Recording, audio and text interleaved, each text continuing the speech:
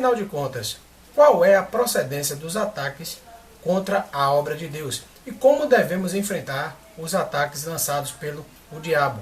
Como os judeus enfrentaram essa oposição? Com que armas eles venceram essa oposição? E o que nos recomenda, nos direciona o apóstolo Paulo? Se você ficou aí curioso ou ainda aqui intrigado, fica conosco, que após a vinheta nós vamos abordar esses assuntos.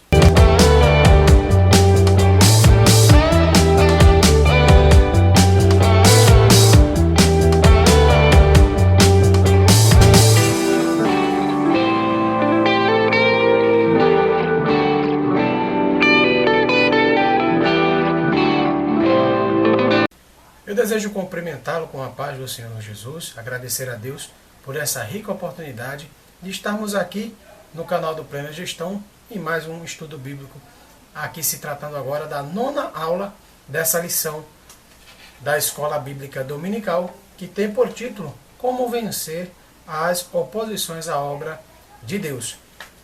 Portanto, meus amados, sem demais delongas, já convido você aí a abrir a sua Bíblia, o seu material junto comigo, e lermos aqui o que diz o texto da palavra do Senhor em Neemias, capítulo 4, versículo 8 ao 20. Logo após João 4:4 e João 5:5. Então, vamos ler junto comigo. E ligaram-se entre si todos para virem atacar Jerusalém e para desviarem do seu intento. Porém, nós oramos ao nosso Deus e pusemos uma guarda contra eles de dia e de noite por causa deles. Então disse Judá: já desfaleceram a força dos nossos acarretadores, e o pó é muito, e nós não poderemos edificar o muro. Disseram, porém, os nossos inimigos: nada saberão disso, nem verão até que entramos no meio deles e os matemos. Assim faremos cessar a obra. E sucedeu que, vindo os judeus que habitavam entre eles, 10 vezes nos disseram que de todos os lugares tornavam a nós. Pelo que pus guarda nos lugares baixos, por detrás dos muros e nos altos, e pus o povo pelas suas famílias, com as suas espadas, com as suas lanças e com seus arcos. E olhei e levantei-me e disse aos nobres e aos magistrados e ao resto do povo: não os temais, lembrai-vos do Senhor, grande e terrível, e pelejai pelos vossos irmãos, vossos filhos, vossas mulheres e vossas casas. E sucedeu que, ouvindo os nossos inimigos que já o sabíamos e que Deus já tinha dissipado o conselho deles, todos voltaram ao muro, cada um à sua obra. E sucedeu que, desde aquele dia, metade dos seus moços trabalhava na obra, e a outra metade deles tinham as lanças e os escudos e os arcos e as couraças, e os chefes estavam por detrás de toda a casa de Judá. Os que edificaram o muro e os que traziam as cargas e os que carregavam, cada um com uma mão fazia a obra, e na outra tinha as armas. E os edificadores, cada um trazia a sua espada cingida aos lombos, e edificavam. E o que tocava a trombeta estava junto comigo. E disse eu aos nobres e aos magistrados e ao resto do povo: grande e extensa é essa obra, e nós estamos apartados do muro, longe um dos outros. No lugar onde ouvires o som da buzina, ali vos ajunteis conosco, o nosso Deus pelejará por nós. João 4:4. Filhinhos, sois de Deus, e já os tendes vencido, porque maior é o que está em nós do que o que está no mundo. João 5:5. Quem é que vence o mundo, senão aquele que crê que Jesus é o Filho de Deus? Glória seja dada ao nome de Jesus. Portanto, vamos agora para o texto áureo que se encontra no livro de Romanos, capítulo 8, versículo 37, que diz o seguinte: mas em todas essas coisas somos mais do que vencedores por aquele que nos amou. Glória seja dada ao nome de Jesus. E o ponto central aqui nesta lição é o seguinte: é de mostrarmos que nós não podemos deixar que os obstáculos à obra de Deus sejam motivo para que a nossa fé seja abalada, porque sem fé é impossível agradar a Deus.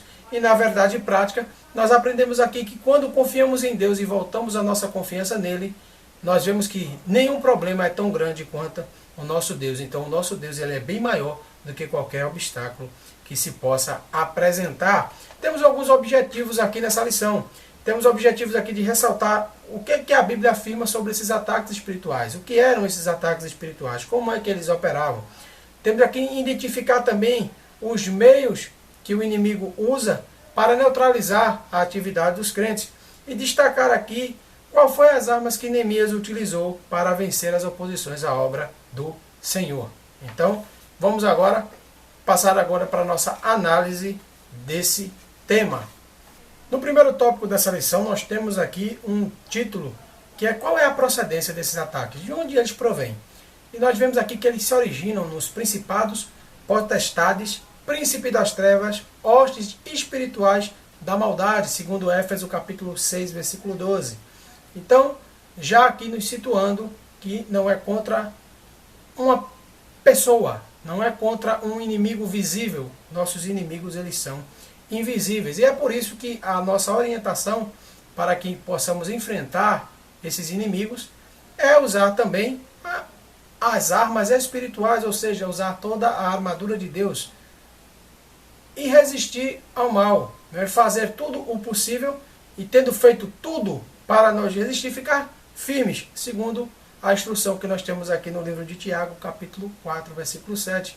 Então, diante dessa clareza, que você não luta contra o seu irmão, que você não luta contra uma pessoa, que você luta contra principados, potestades, não é contra a carne nem o sangue, então fica mais fácil, fica mais prático, fica mais inteligível você entender que para se tratando de um problema espiritual, o remédio ele também tem essa vertente espiritual. E a arma mais eficaz no combate dessas oposições é a fé. Por isso que nós vemos aqui no livro de Timóteo, capítulo 6, versículo 12, que diz que milita a boa milícia da fé para tomar posse da vida eterna. Então, como vimos aqui no tópico central, você vê que a fé ela não deve ser abalada. Nós não devemos acreditar que por causa que os obstáculos estão aparecendo, questionar se aquilo é vontade de Deus ou não. Já imaginou se Neemias tivesse feito isso? Né? Não pode ser de Deus. Porque se Deus estivesse num negócio, você está entendendo, compreendendo como é que é a aceitação, a aprovação, como se tudo que viesse da parte de Deus fosse fácil de fazer, quando geralmente a gente sabe que é bem contrário a essa situação. Todas as vezes que nós nos prontificamos a nos entregar ao intento da obra do Senhor, nós vemos que a oposição, ela aparece. Então, nessas lutas, as armas são espirituais. E em Éfeso 4 e 2 nós temos aqui a nossa orientação de não dar lugar ao diabo. Por quê?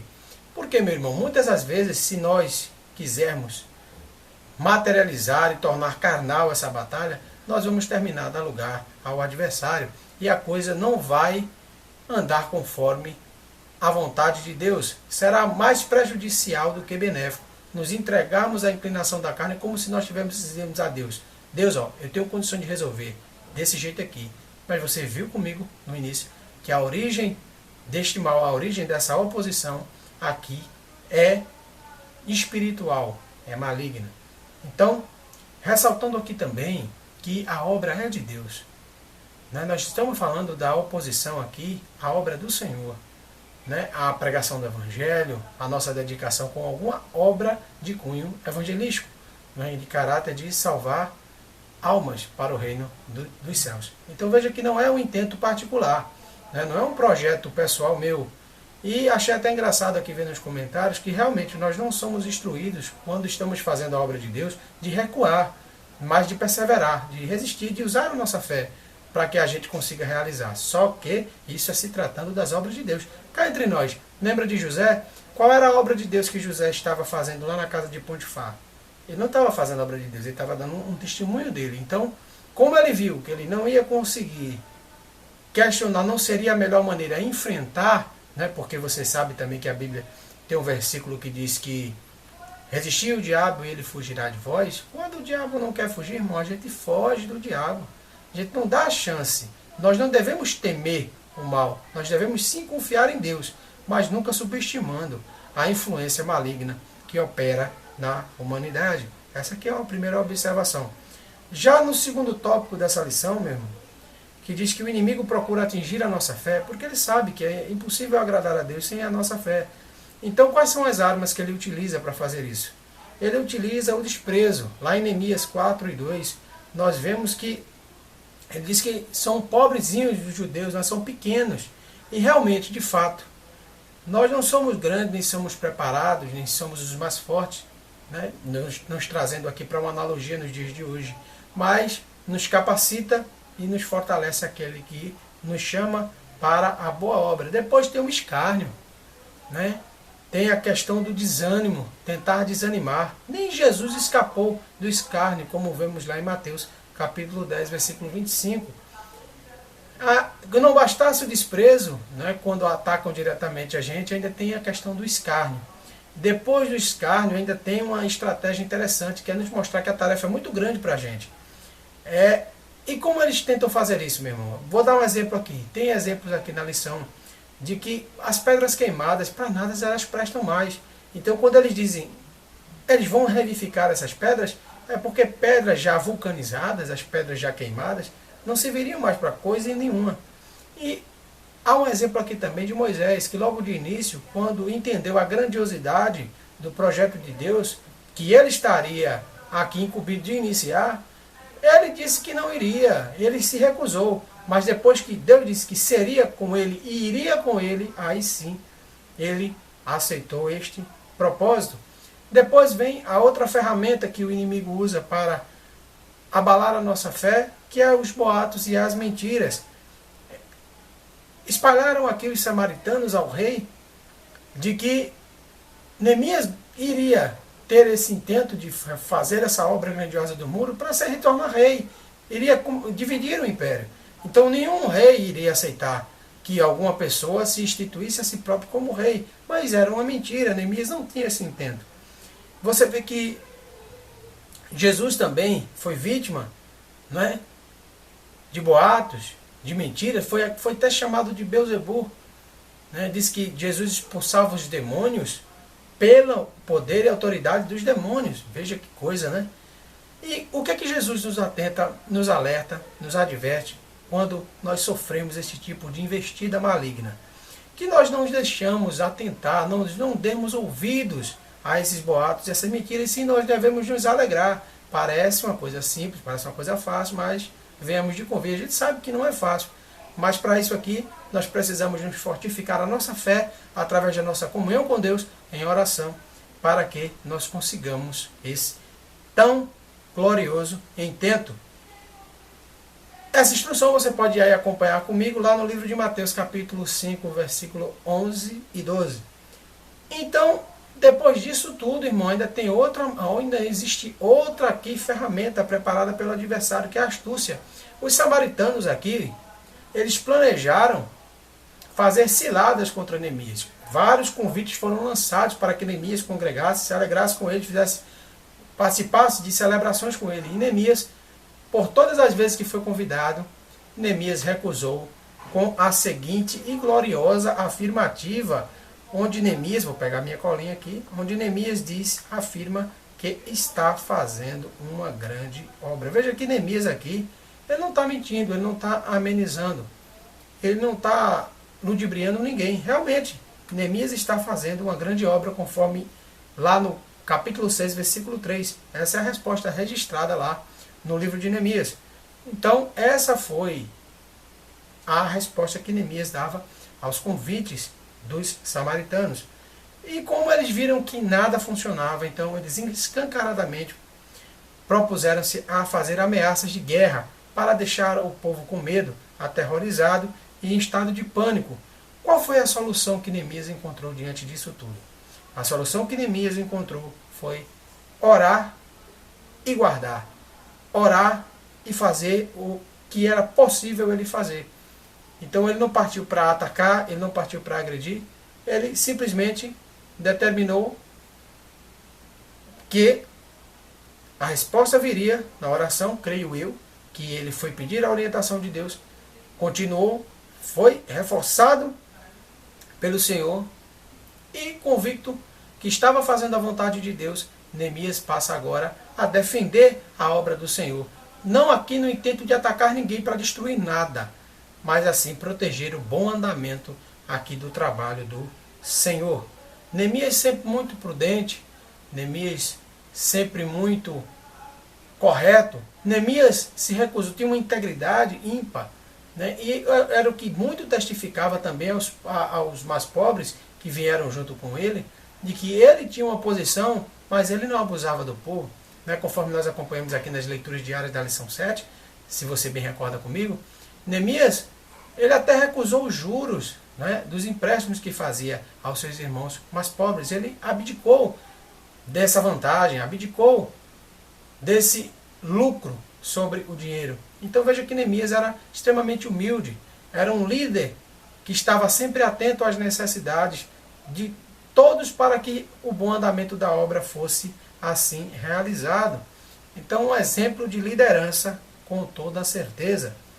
Então qual foi o segredo aqui da vitória de Neemias e dos judeus? Qual era o segredo?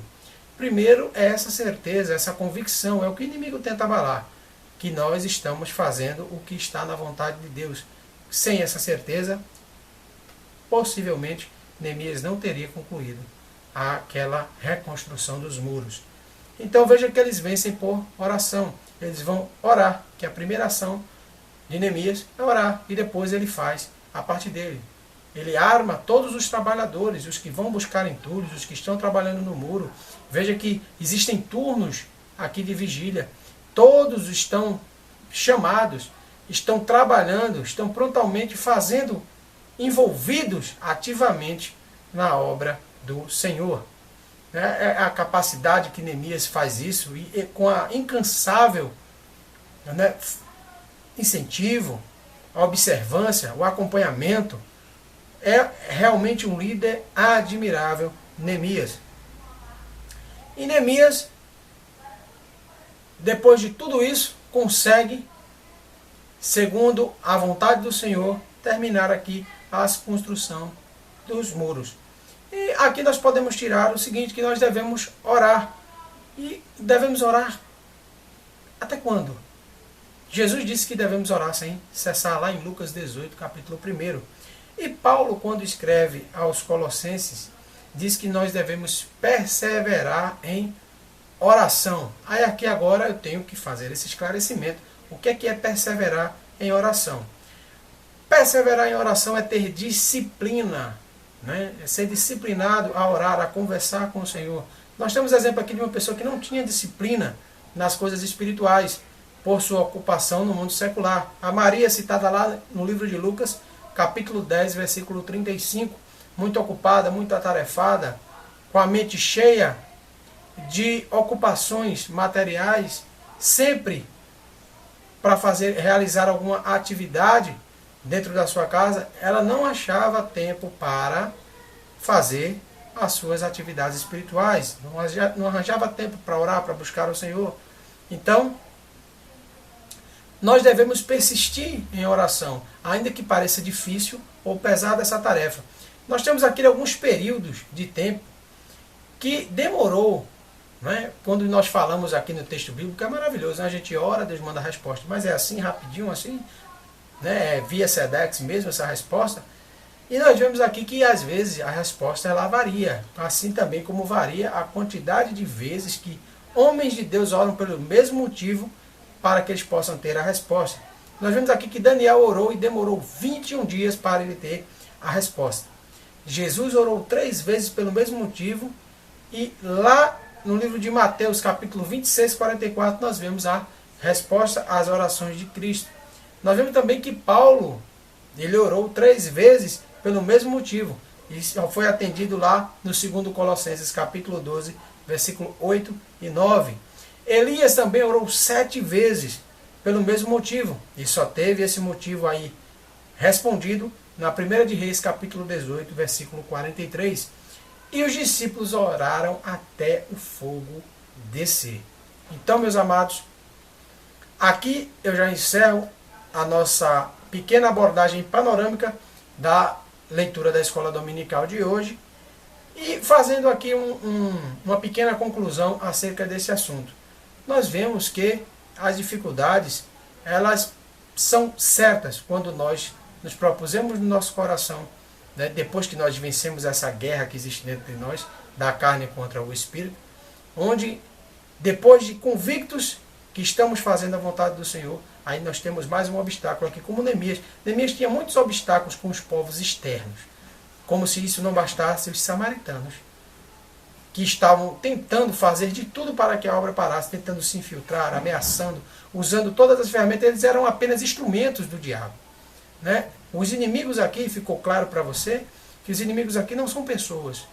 Então eles só são instrumentos, pessoas que se emprestam a fazer a vontade do mal. Assim como nós nos prontificamos a fazer a vontade de Deus, existem pessoas que se propõem, se disponibilizam, se emprestam a fazer os intentos malignos, mas que nós não deixamos desfalecer no nosso coração, nos entristecer e colocar em xeque a nossa certeza de que Deus está nesse projeto, de que Deus é de Deus esse intento, né? Eu espero que você tenha me compreendido hoje. E não esquece, nós temos aqui o nosso quiz, né? São 10 perguntas acerca desse tema, para que você teste aí o seu conhecimento.